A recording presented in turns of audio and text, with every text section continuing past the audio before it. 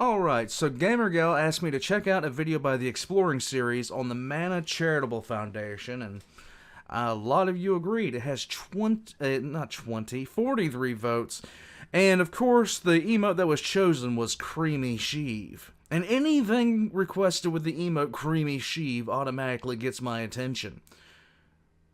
Yes, Creamy Sheev.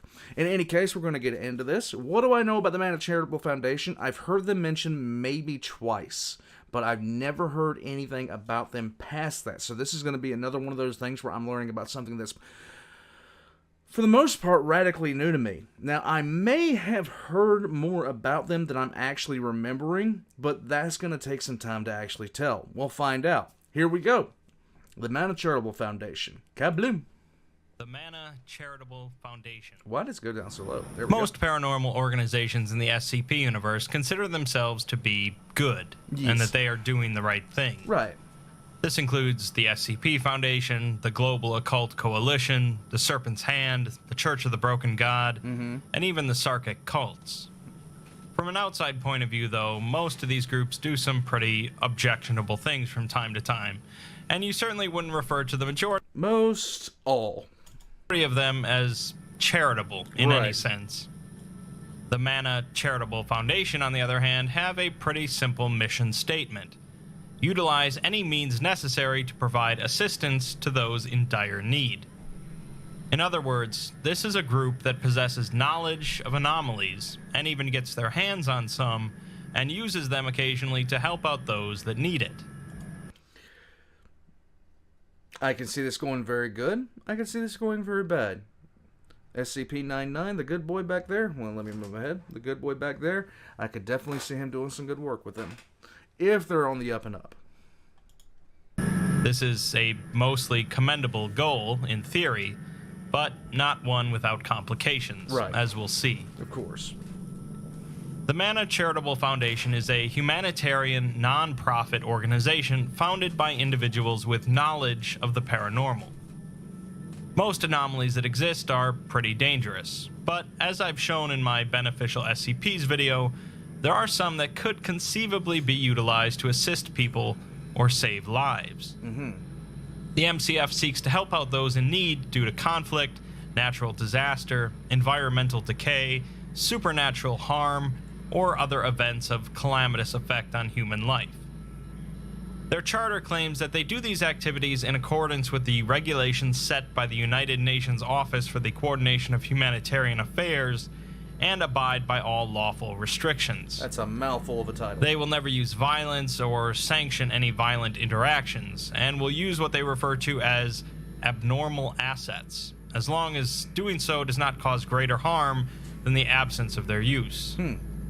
They accept pretty much anyone into their organization as long as they are fully committed to the group's goals and their mode of operations.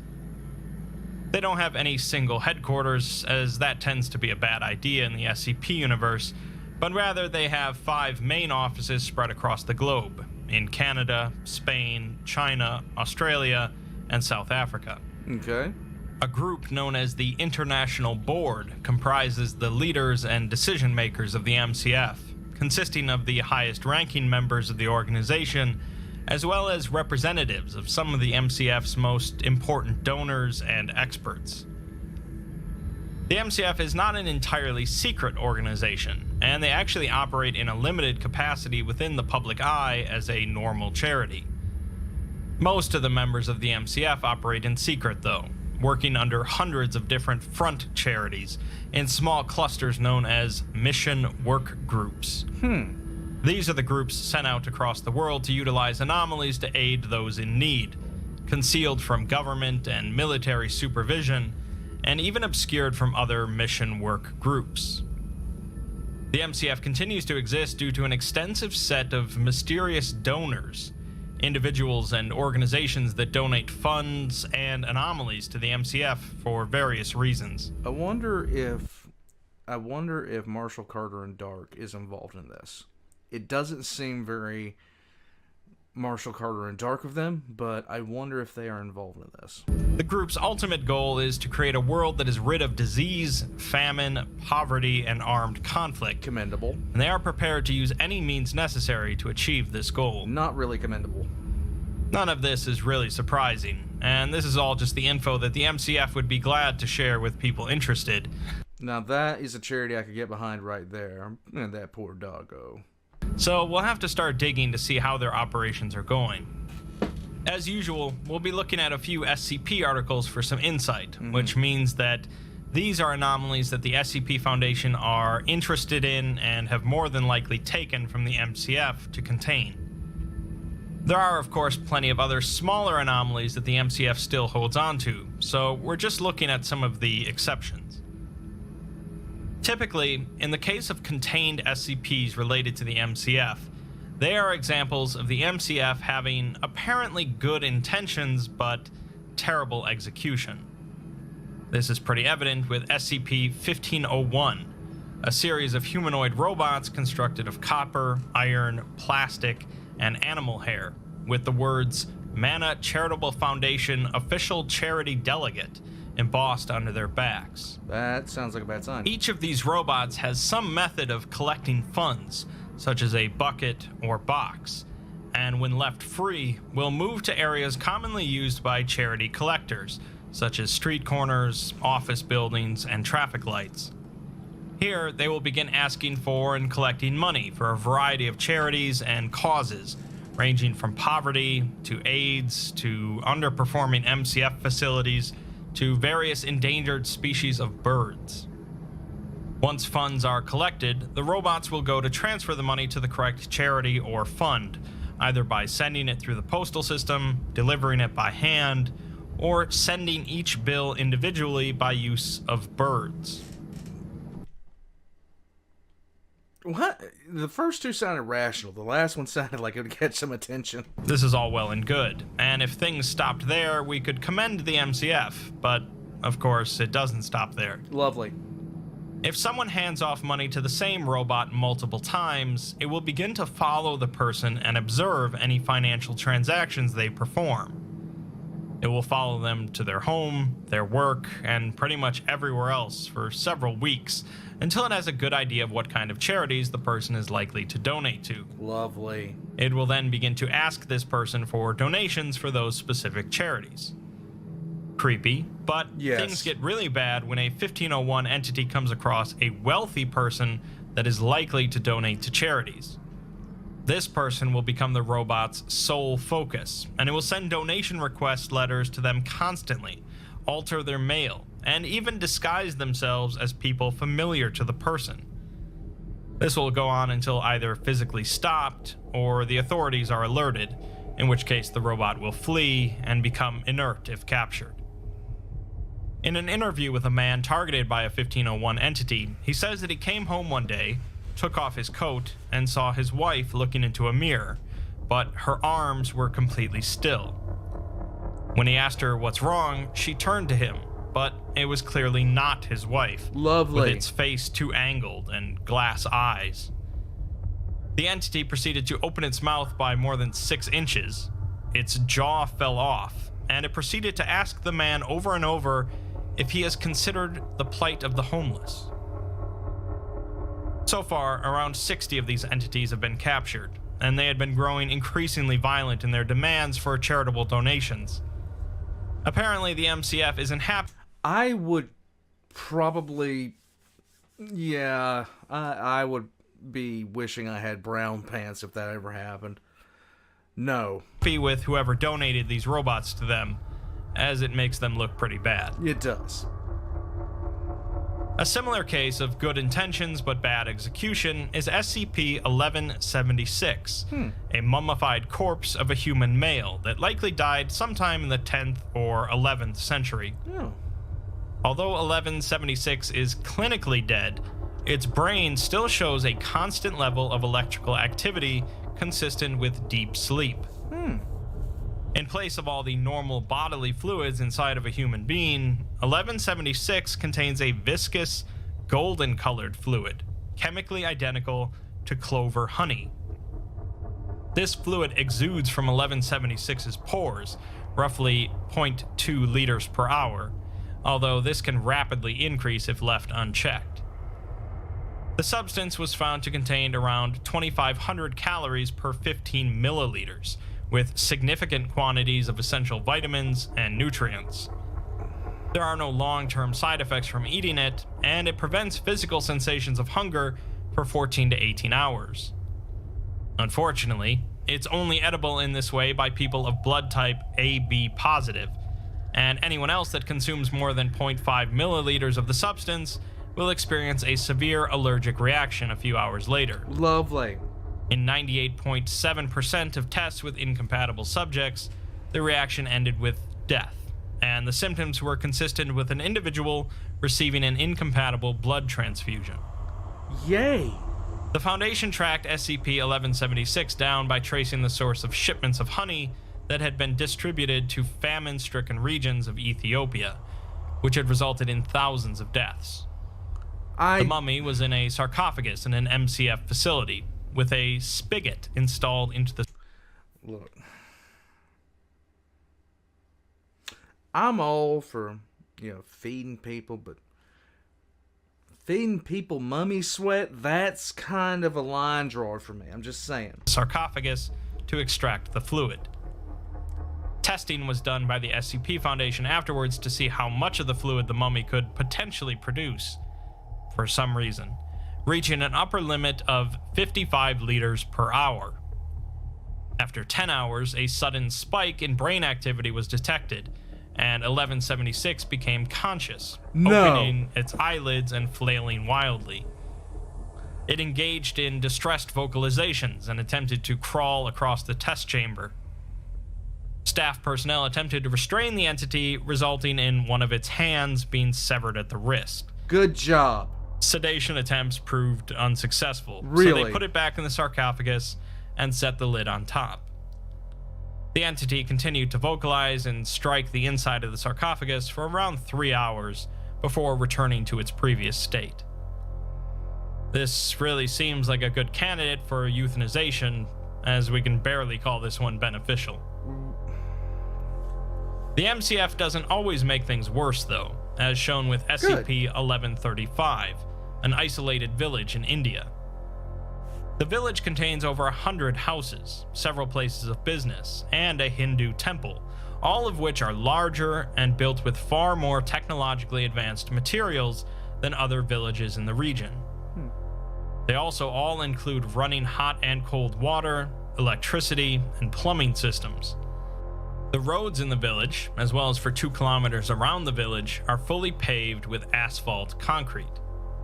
Okay. An investigation revealed that all the building materials and permanent fixtures contained strands of organic fiber running through them, which extend up to 3 meters below the ground and connect to one another, forming an organic network. So this thing's basically a fungus. The fibers grow, repair themselves, and absorb nutrients from the soil, making 1135 a single living organism similar to a fungus.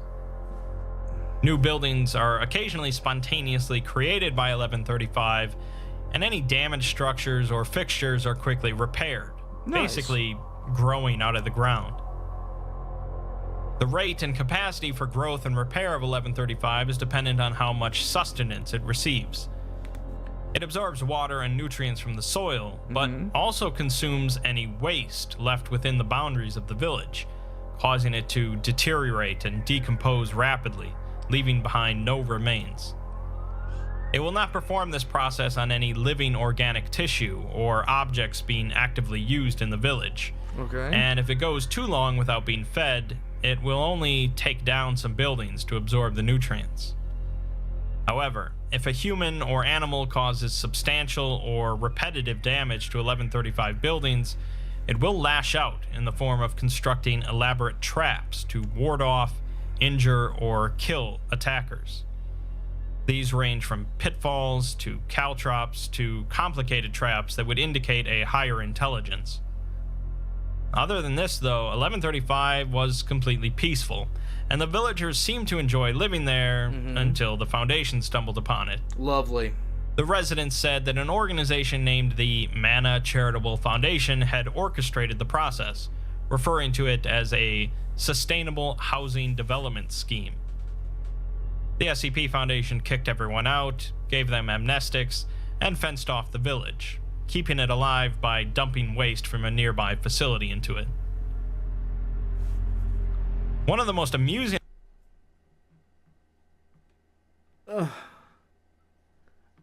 Sometimes the SCP Foundation does something I just kind of disagree with. I understand that they want to research it, but that sounds like something we'd want to replicate. Experiments that the MCF attempted, again with less than successful results, was SCP-514. Haven't heard of it. 514 is a flock of homing pigeons that project a zone around them, roughly about 500 meters in radius, Okay. that nullifies all weapons and thoughts of aggression. Every known type of weapon that enters this zone will be rendered inoperable, usually permanently if left inside of it for too long. Firearms will jam or misfire, explosives are rendered inert, and melee weapons decay into dust. Humans and animals that enter this zone will suddenly feel very calm and content, Nice. regardless of previous emotions, and will be unable to carry out a violent action. 514 came to the Foundation's attention when numerous reports of weapons stockpiles being destroyed in Africa started cropping up. This was originally written off as due to poor maintenance on the weapons, but there were reports of seeing a flock of homing pigeons at the same places, not a common sight in Africa. While investigating, the SCP Foundation bumped into a team from the MCF, Okay. who were also tracking the birds, as they had been the ones who released them in Africa. Nice. Their plan was to end all conflict in Africa, although they had no way to control the birds' movements, and the effects of the zone were only temporary for humans. This meant that they would simply resume hostilities with what weapons they still had afterwards, and it left affected areas defenseless when invaded by their unaffected neighbors. The That would SCP cause a Foundation problem. did manage to find a way to control the birds' movement, but the MCF team challenged them for custody, as they had been their possession. Since both groups were under the effects of 514 at the time, they decided to settle the matter through a single round of rock, paper, scissors. Really? The SCP Foundation won, and the MCF team fled the area. In their testing, they found that prolonged exposure will eventually lead to any weapon being reduced to dust, and the effect can somehow discern if any item will be used for violent intent or not, thus neutralizing it accordingly. Huh. The reason that the birds still aren't contained, just controlled, is because any personnel actually sent to properly contain them refuses to complete the mission due to the effect. So they're Keter. Any long-range Nice. devices or drones that are attempted to be used are The pigeon is watching you. Look at this pigeon. Look at it. The pigeon. It watches you. rendered inoperable. MTF Lambda 4 bird watchers are assigned to monitor the flock and use the means at their disposal to keep it away from population centers. All members of the bird watchers are required to be proficient in various non-violent competitive activities, including sports, board games, card games, trivia, riddles, and of course, rock, paper, scissors. I want to be on this team. It was a good anomaly, but the MCF had a bit too lofty of a goal in mind for that A one. little bit, yeah. Like I said, we're mostly looking at anomalies that the MCF has used and failed with, either for bad execution or the SCP Foundation coming in to put a stop to it. Right. There's certainly plenty more anomalies that the MCF are using that we don't know about. Small, minor things that allow them to help people to a greater degree than a mundane charity could. The MCF, for all intents and purposes, seemed to be a group of lofty idealists that discovered a world filled with anomalies and decided that some of them could be used for good rather than being locked away. And some of them should. Whether or not that's actually what they are and whether or not they're right is a matter for debate. And here comes the Exploring Series quote. Our final ambition is the creation of a world where our activities are no longer necessary nor required. That is, a world rid of disease, famine, poverty, and armed conflict. We at the Manna Charitable Foundation ultimately strive towards a world united in health, plenty, prosperity, and peace, and we use whatever resources are made available to us to achieve this goal, no matter how distant in time it may seem. So, in this universe of where all these things are happening, I do like that the MCF is at least attempting to do the things that they're doing. I don't. At the same time, I like their mission statement. I don't completely agree with it. As far as no matter the cost. I don't like that entire thing, because then that infringes on, a couple of things. But overall, I agree with their mission statement. I like it. I like the advent of using these beneficial SCPs, especially the housing in India. That was very, very interesting. I liked the sound of it. I liked how it was done. I'd like to know more about that SCP in particular. Certain SCPs, I know 999 could have a great benefit to people, but it's only one good boy. And the patchwork bear could have some great benefits to people.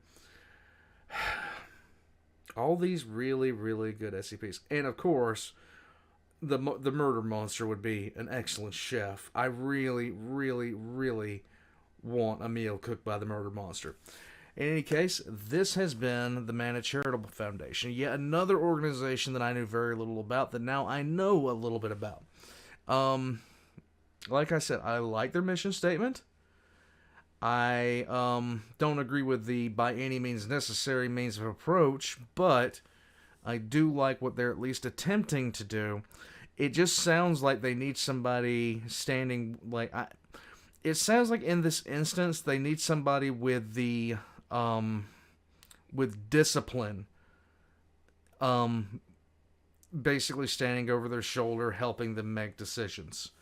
But there isn't any organization out there that seems to be willing to do that. The GOC may just want to eradicate them. Maybe. I don't even know if they'd be doing it. In any case, all the Exploring series links are going to be in the description down below, so be sure to check them out. Like and subscribe to this video if you haven't already. All my links are going to be right there with the Exploring series links, including links to my Patreon, my PayPal, all the other kind of stuff. I hope you guys are having a good Sunday. If not, I hope this brightened up your day a little bit. I'm going to get on. I got a couple of things in mind. And I just hope everybody's having a good day. And have a good week. I'll be here with you all week. Catch you guys next time. And I click button.